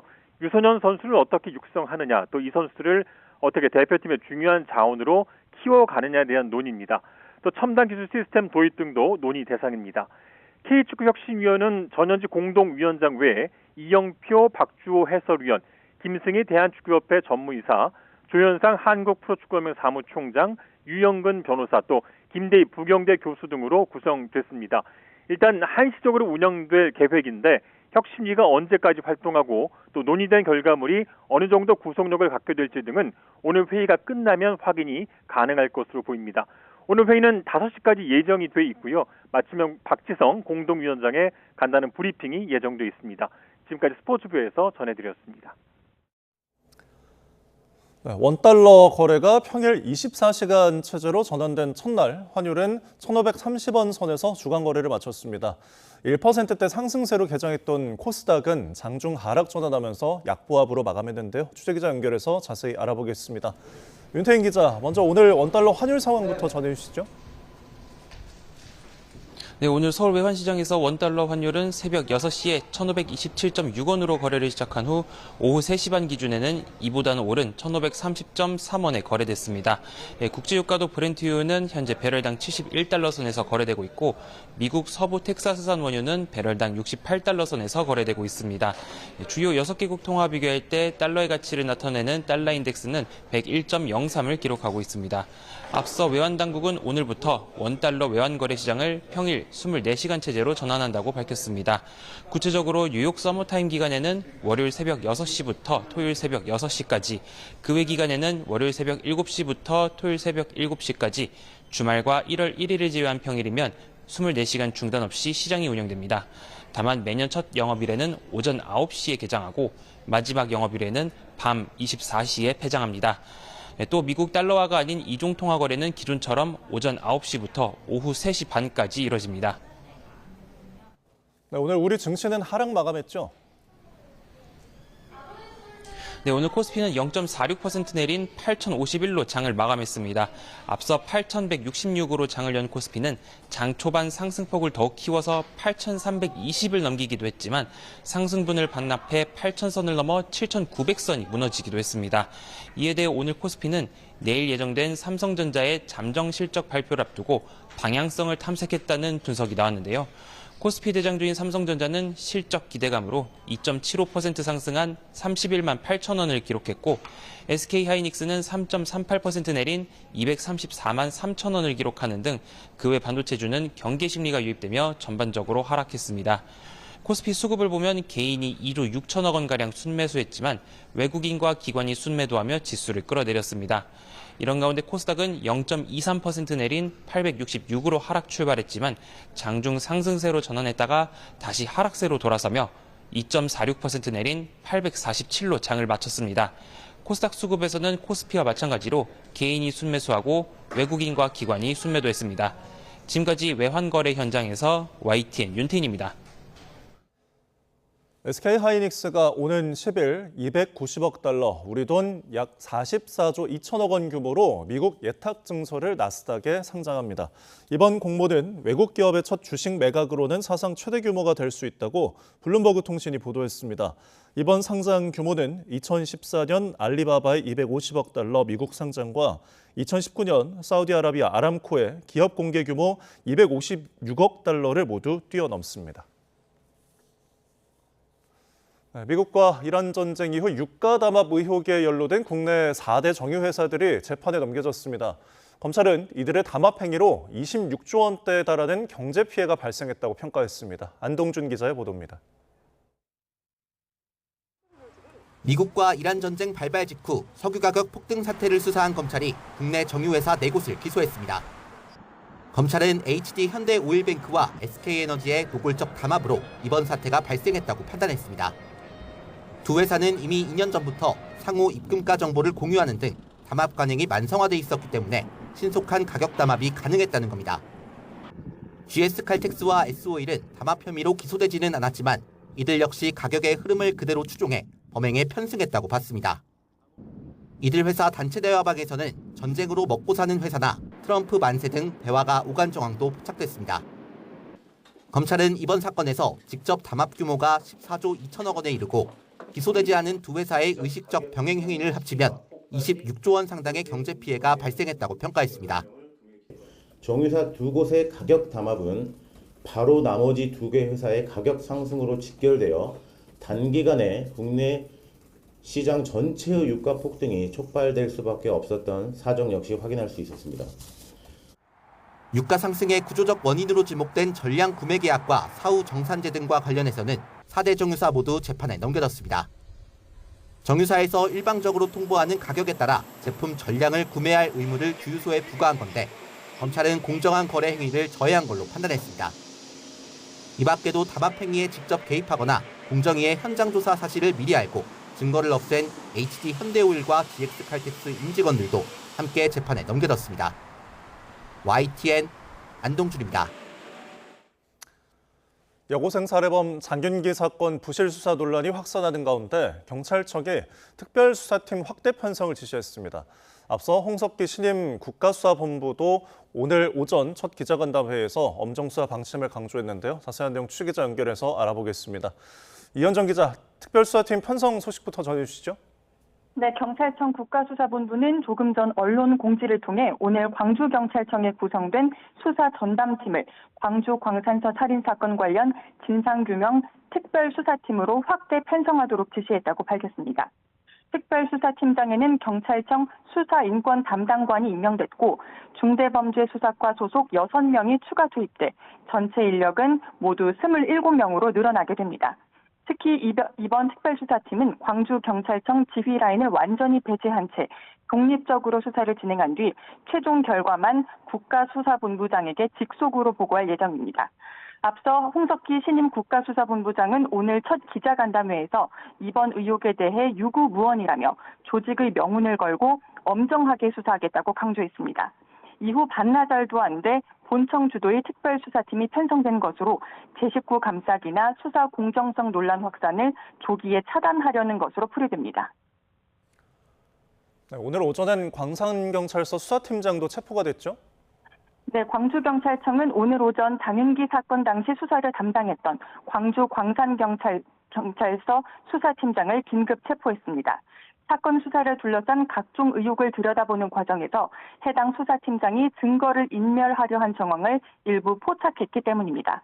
광주경찰청은 또 당시 수사팀원을 포함한 관련자 전원에 대한 엄정한 수사를 진행할 계획이라고 밝혔습니다. 당초 광주경찰청은 광주 여고생 살인 사건 수사를 둘러싼 각종 의혹을 밝히기 위해 총경인 수사과장을 팀장으로 하는 22명 규모 수사 전담팀을 편성해 수사해왔습니다. 지금까지 사회부에서 YTN 이현정입니다. 네, 과거 교제했던 여성을 흉기로 찌른 뒤 자해를 시도한 50대 남성이 피해 여성을 스토킹한 혐의로 기소된 상태였던 것으로 확인됐습니다. 피해 여성은 사망 당시 스마트워치를 차고 있었고 경찰로부터 보호 조치도 받고 있었지만 무용지물이었습니다. 자세한 내용 사회부 취재기자 연결해 들어보겠습니다. 유대리 기자, 이 피해 여성이 한 달 전 남성을 경찰에 스토킹으로 신고를 했고 범행 전에 이미 기소된 상태였다고요? 네, YTN 취재 결과 A씨는 지난달 30일 이별 통보를 받은 뒤 숨진 여성의 집과 직장을 찾아간 혐의로 약식 기소됐던 것으로 확인됐습니다. A씨가 여성의 직장을 찾아가 범행을 저지른 건 그로부터 닷새 뒤입니다. 여성은 지난달 8일 이별을 통보받은 A씨가 자신의 직장을 찾아오자 전 남자친구가 못살게 군다며 경찰에 신고했습니다. 경찰로부터 서면 경고를 받은 A씨는 왜 신고를 했느냐며 여성에게 연락해 항의하고 집까지 찾아갔다가 지난달 10일 스토킹 혐의로 고소를 당했습니다. 경찰은 여성에게 스마트워치를 지급하고 A씨에게는 접근과 연락을 금지하는 잠정조치 1호부터 3호 조치를 했지만 신병 확보는 검토하지 않았습니다. A씨가 17년 전 폭행 전과는 있었지만 피해 여성에게 폭행이나 협박을 하는 등 별다른 위험 징후가 발견되지 않았다는 이유에서였습니다. 범행 당시 여성은 차고 있던 스마트워치로 신고했고 경찰이 3분 만에 현장에 도착했지만 이 역시도 참변을 막지 못했습니다. A씨가 피해자에게 앙심을 품고 계획적으로 범행을 저지른 게 확인될 경우 경찰은 살인에서 보복살인으로 혐의를 변경하는 방안도 검토하고 있습니다. 네, 그렇다면 구체적인 범행 동기가 조사됐습니까? 아직 A씨를 상대로 경찰 조사가 이루어지진 않았습니다. A씨는 어제 범행 뒤 자해해 2차례 응급수술을 받았고 현재 의식이 없는 상태로 중환자실에 입원해 있는 것으로 전해졌습니다. 경찰은 우선 A씨를 상대로 구속영장을 신청했고 상태가 호전되는 대로 구체적인 범행 동기를 조사할 예정입니다. 또 A씨의 휴대전화 포렌식과 사건 현장 주변 CCTV를 바탕으로 당의 행적을 추적하고 있고 숨진 여성의 시신 부검을 의뢰해 정확한 사망 원인을 조사하고 있습니다. 지금까지 사회부에서 전해드렸습니다. 네, 저 옆에 보이는 이 돌돌 말린 얇은 돼지고기를 구워 먹는 대패 삼겹살, 누가 처음 만들었는지를 둘러싼 논쟁이 법정 다툼으로까지 번졌습니다. 법원의 판단은 어땠을까요? 화면 함께 보시죠. 네, 백종원 더번코리아 대표는 자신이 1993년에 대패 삼겹살을 개발했다고 주장해 왔습니다. 더번코리아 홈페이지에도 이렇게 명시되어 있는데요. 원조라는 증거로 1993년 백 대표가 서울에서 운영한 식당의 메뉴 사진과 함께 상표 등록증까지 올려놨습니다. 이와 관련해 언론인 출신 유튜버 김재환 PD는 대패 삼겹살이 1993년 전에 부산과 광주 등에서 이미 판매됐다고 주장해왔습니다. 그러자 더번코리아의 한 가맹점주는 손해배상 청구 소송을 냈는데요. 김 PD의 허위 의혹 제기로 매출 하락 등 피해를 봤다는 겁니다. 하지만 지난달 25일 1심 재판부는 김재환 PD의 손을 들어줬습니다. 1980년대 이미 대패 삼겹살이 부산에서 유행한 것으로 보인다며 백종원 대표 원조설에 제동을 걸었고요. 또 백 대표 관련 논란이 여럿 있었던 만큼 김 PD의 의혹 제기를 매출 하락 원인으로 단정할 수 없다고 봤습니다. 북중미 월드컵 공동 개최국인 미국의 대표팀 핵심 공격수 출전 정지 조치가 이례적으로 철회됐습니다. 특히 이 과정에서 백악관이 국제축구연맹 피파에 조치 철회를 요청했다는 전언이 나와서 논란이 커지고 있습니다. 김종욱 기자가 설명합니다. 이번 대회 3골을 몰아친 미국 대표팀 골잡이 폴라린 발로건. 32강전에서 보스니아 헤르체고비나 선수 발목을 밟아 퇴장당합니다. 규정에 따라 이후 최소 한 경기에 나올 수 없게 돼 미국 팀은 에이스 없이 강호 벨기에와 16강전을 치러야 하는 상황. 반전이 벌어집니다. 국제축구연맹 FIFA가 출전 정지 처분 집행을 1년 유예한다고 미국 축구협회에 통보한 겁니다. 규정상 징계위원회 결정으로 출전 정지 12개월 집행유예를 할 수는 있지만 문제는 따로 있습니다. 미국의 개입 혹은 압박 의혹입니다. 백악관이 잔니 인판티노 FIFA 회장에게 전화해 퇴장 판정 재고를 요청했다고 AP통신이 사정을 잘 아는 익명의 인사를 인용해 전했습니다. 사실이라면 스포츠에 대한 정치 개입 논란은 물론 FIFA가 전체 경기의 75%를 치르는 공동개최국 미국의 입김에 굴복했다는 의혹이 커질 수밖에 없습니다. 미국 팀 성적이 대회 흥행과 직결되다 보니 경기 외 요소를 고려해 징계를 유예했다는 비판도 거세질 수 있습니다. 특히 인판티노 회장은 트럼프 미국 대통령과 친분이 깊고 지난해 12월 트럼프에게 신설된 FIFA 평화상을 안기기까지 했습니다. 당시 FIFA 내부에서조차 급조됐다는 불만이 터지고 선정 기준과 심사 과정도 공개되지 않았습니다. Well, thank you very much. This is truly one of the great honors of my life. And beyond awards, John and I were discussing this. We saved millions and millions of lives. 트럼프 대통령은 이번 출전 정지 철회에 대해 옳은 일을 해 거대한 불의를 바로잡은 FIFA에 감사한다고 소셜미디어에 적었습니다. 반면 벨기에 축구협회는 놀랐다며 경기에 앞서 모든 가능한 옵션을 살펴보고 있다고 밝혀 대응을 검토 중임을 내비쳤습니다. YTN 김종우입니다. 네, 앞서 전해드렸는데요. 경기 도중 광주 제1고와 해당 지역을 조롱하는 구호를 외쳐 논란이 된 배제고 야구부가 광주를 사과 방문했고요. 조금 전 사과 방문한 데 이어서 국립 5.18 민주묘지에 참배하기 위해 도착했는데 현장 모습 다시 한번 보도록 하겠습니다. 네, 배제고 학생 야구 선수들과 지도자, 학부모, 교직원 등 80명이 광주 1고를 방문을 했고요. 네, 사과문을 낭독한 뒤에 지금은 국립 5.18 민주묘지를 참배하고 있습니다.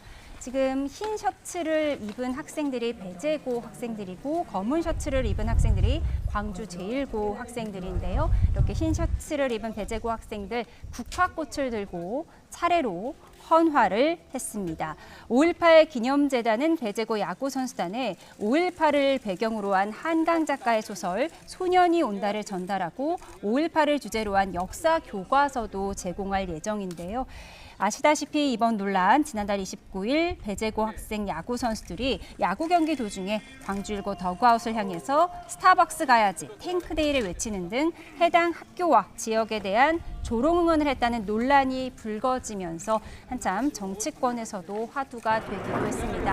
학생들은 깊이 반성하고 있다. 야구를 떠나서 인성의 중요성을 깨달았다며 사과문을 낭독했고 교장 선생님과 일부 학부모들이 눈물을 보이기도 했습니다. 관련 소식 들어오는 대로 추가로 전해드리겠습니다. 다음 소식입니다. 감사원이 지난 6월 지방선거에서 투표용지 부족 사태를 초래한 선거관리위원회에 대한 회계 검사를 시작했습니다. 선거 관련 예산 편성과 집행 실태는 물론 국민적 의혹이 큰 사안까지 들여다보겠다는 방침입니다. 강민경 기자입니다. 감사원이 선거관리위원회의 예산 편성과 집행 실태를 점검하는 회계 검사에 착수했습니다. 6월 지방선거 투표용지 부족 사태로 국민 참정권이 침해되고 선관위 신뢰가 훼손됐다는 판단 아래 감사를 진행하기로 결정한 겁니다. 선거에서의 참정권 침해 사태에 대해서 국민들의 지대한 관심이 있으시고 또 우려가 높은 상황이어서 회계감사를 위한 자료 수집에 나섰습니다. 이번 감사는 중앙선관위와 서울, 경기, 부산 등 지역 선관위를 대상으로 2달 동안 2단계에 걸쳐 진행됩니다. 감사원은 1단계 감사에 42명을 배치했는데 통상 정기 감사 때 투입한 인력의 서너 배에 달하는 수준입니다. 감사원은 선거 관련 예산 편성 및 집행과 국민적 의혹이 큰 사안, 이렇게 2개 분야를 중점적으로 점검합니다. 투표용지 인쇄 예산과 계약은 물론 각종 수당 지급과 재외국민 선거 경비, 계약 체결 과정의 일감 몰아주기나 직원 해외 출장 여비 집행 내역까지 종합적으로 들여다보겠다는 계획입니다. 지방선거 투표용지 부족 사태와 직접적인 관련 있는 사항을 중점적으로 보긴 하겠지만 그거와 연관되어서 살펴볼 수 있는 회계검사 사항은 다 살펴봐야지. 지난해 2월 헌법재판소의 위헌 판결 뒤 행정부 소속인 감사원은 독립된 합의제 헌법기관인 선관위의 업무 내용을 들여다보는 직무감찰은 할 수 없게 됐습니다. 감사원은 이르면 10월 결과를 내놓는 걸 목표로 이번 감사에 최대한 속도를 내겠다고 설명했습니다. YTN 강민경입니다. 6.3 지방선거 투표용지 부족 사태를 수사하는 검경합동수사본부가 중앙선거관리위원회의 채용비리와 예산 낭비 여부를 수사할 전담팀 운영을 본격화했습니다. 합수본에 새로 충원된 검사 2명이 전담팀에 합류해 수사에 속도가 붙을 것으로 보입니다. 이준엽 기자입니다. 합수본이 이몽석 창원지방검찰청 통영지청 부장검사를 팀장으로 하는 인사예산전담팀을 가동합니다. 검사 2명이 충원됐고 경찰 인력도 합류했습니다. 전담팀은 지난 2023년 선관위 고위직 간부 자녀들의 특혜 채용 의혹을 시작으로 드러난 채용비리 수사를 맡습니다. 수원지방검찰청에서 수사하던 사건도 넘겨받았고 전국에 접수된 다른 사건들도 이첩을 검토하고 있습니다. 사건 내용에 따라서는 이미 처분한 사건에 대해서도 다시 수사에 나설 가능성이 있습니다. 전담팀은 또 노태학 전 선관위원장 부부의 외유성 출장 등 선관위가 방만하게 예산을 썼다는 의혹들에 대해서도 살펴볼 계획입니다. 본류인 투표용지 부족 사태 수사도 이어가고 있습니다. 서울 동작구 선관위 관계자 1명을 참고인으로 불렀습니다. 송파구와 강남구에 이어 동작구에 대해서도 투표용지 부족 사태 당시 상황 재구성에 나선 겁니다. 그동안 70명이 넘는 참고인들을 전방위로 불렀는데 이제는 핵심 참고인에게 초점을 맞춰 진술을 탄탄히 다지는 데 주력할 계획입니다.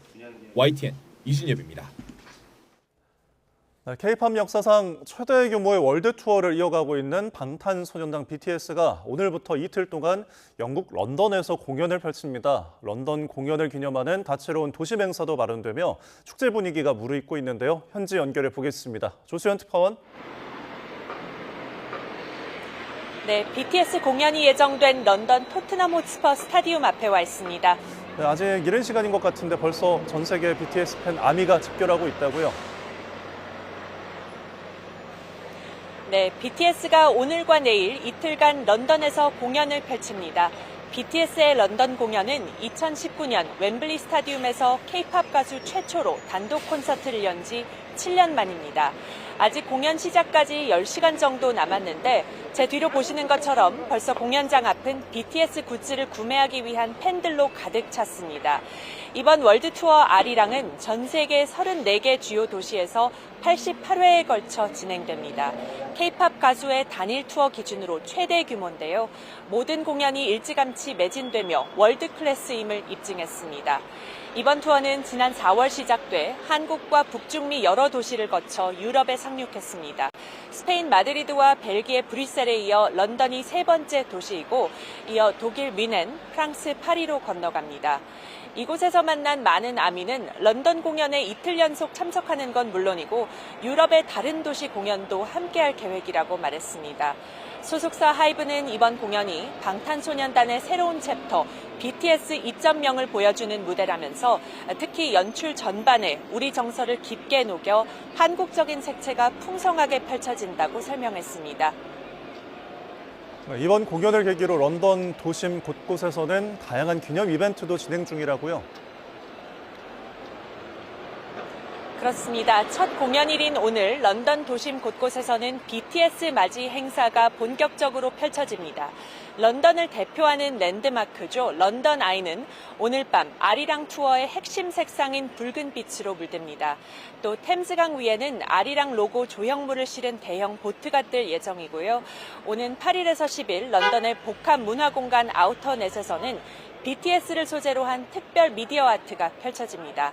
주영 한국문화원은 이번 런던 공연을 계기로 하이브와 협력해 특별 행사 BTS 더 시티 아리랑 런던을 마련했는데요.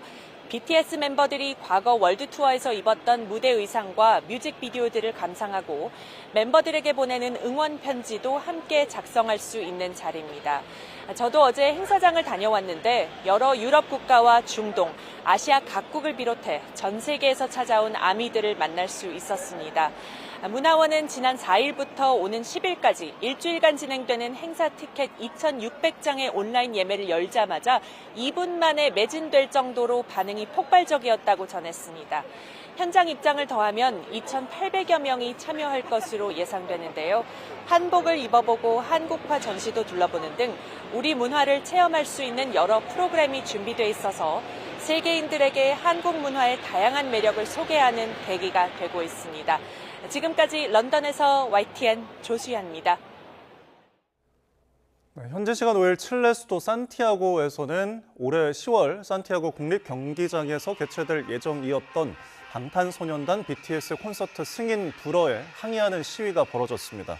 수백 명의 BTS 팬 아미들은 BTS를 국립경기장으로 등에 문구가 적힌 현수막을 들고 BTS의 노래를 부르며 대통령궁인 모네다 궁전 인근까지 행진했습니다. 결국 국립체육원은 행사 주최 측이 제출한 새로운 제안이 현행 규정을 준수하며 경기장의 적절한 사용을 보장한다고 밝혔습니다.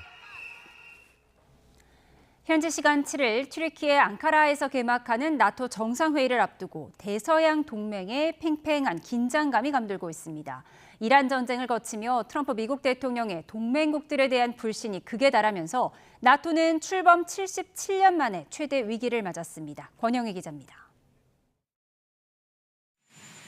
미국 건국 250주년 축제 분위기 속에 나토 정상들의 축하 메시지가 쏟아졌지만 트럼프 미국 대통령의 반응은 싸늘했습니다. 이란 전쟁에 대한 미국의 지원 요청에 유럽이 미온적으로 대처한 것이 불씨가 됐습니다. 트럼프 대통령은 줄곧 유럽을 향해 비겁자들이라며 날선 불만을 드러냈습니다. One thing we're very disappointed, I'll say it publicly, we're very disappointed with NATO because NATO has done absolutely nothing. 미국은 나토에 제공하던 미군 전력 규모를 줄이기로 하면서 유럽 안보는 스스로 책임지라며 압박하고 있습니다. 위기감을 느낀 유럽은 서둘러 지갑을 열었지만 미국 방산업계의 생산 병목 현상으로 돈을 내고도 무기를 제때 받지 못하는 딜레마에 빠졌습니다. 유럽 동맹국들은 이번 회의에서 미국을 달래기 위해 사활을 걸고 있습니다.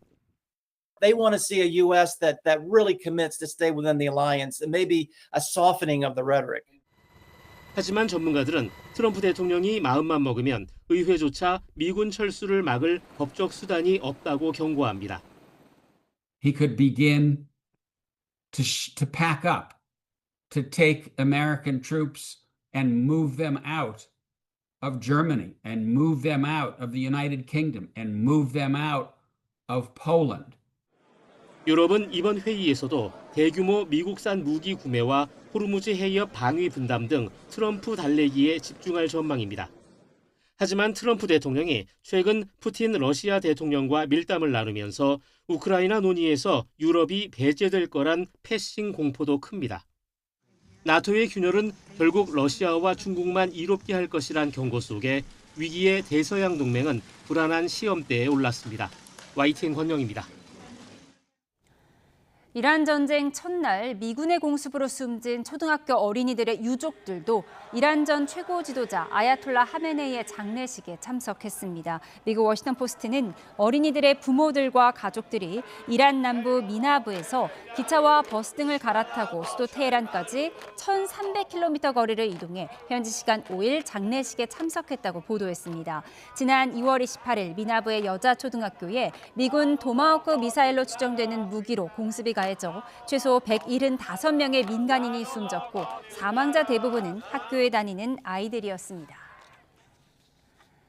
미국 폭격으로 숨진 알리 하메네이 이란 최고 지도자 장례식에 후계자인 차남 모스타바가 불참하면서 건강 이상설이 증폭되고 있습니다. 현지 매체를 보면 테헤란에서 열린 장례 기도에는 고인의 다른 세 아들만 관 곁을 지켰을 뿐 최고 지도자 자리를 승계한 모스타바의 모습은 여전히 보이지 않았습니다. 전문가들은 모스타바가 지난 2월 개전 초기 그 폭격으로 심각한 부상을 입었거나 미국과 이스라엘의 추가 암살 시도를 극도로 우려해 공개석상에 아직도 나서지 못하는 걸로 분석했습니다.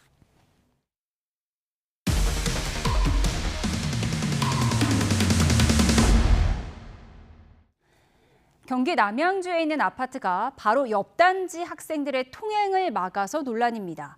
학교와 가깝다는 이른바 학세권 가치를 보호하겠다며 통학로로 쓰인 정문을 걸어 잠근 겁니다. 정영수 기자의 단독 보도입니다. 이른 아침 아파트 입구에서 경비원들이 경광봉을 들고 정문을 지켜섰습니다. 늘 가던 길인데 옆 단지 학생들은 어리둥절 가로막힙니다. 안에 있는 사람들이 너무 시끄럽다고 하면서 항의해서 못 들어갔어요. 평소 3분이면 가던 등교 시간은 2배로 늘었습니다. 아파트를 가로질러 학교로 갈 수 있는 길을 코앞에 두고 학생들은 아파트를 빙 둘러 등교할 수밖에 없습니다.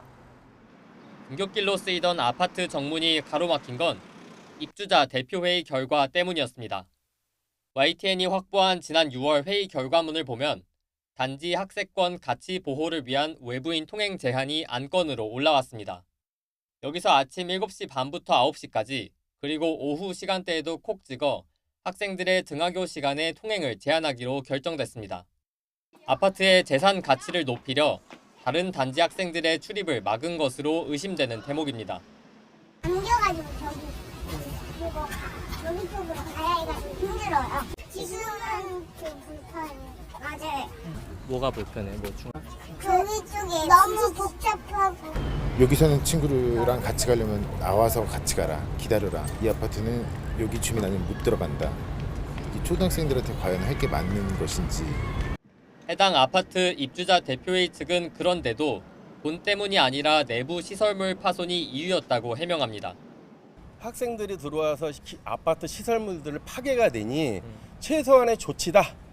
하지만 시설물을 파손한 학생이 어느 아파트에 사는지는 확인되지 않았고 학세권이 무슨 뜻인지도 모를 어린 학생들은 오늘도 돌고 돌아 학교로 향합니다. YTN 정영수입니다. 무더운 날씨 속 비가 내렸다 그치기를 반복하고 있습니다. 중부 곳곳으로는 산발적인 비구름이 자리해 있는데요. 오늘 대부분 지역에 40에서 최대 60mm의 비가 더 이어지겠습니다. 내일까지는 오늘과 날씨가 비슷하겠지만 모레는 중부를 중심으로 많은 비가 내리겠는데요.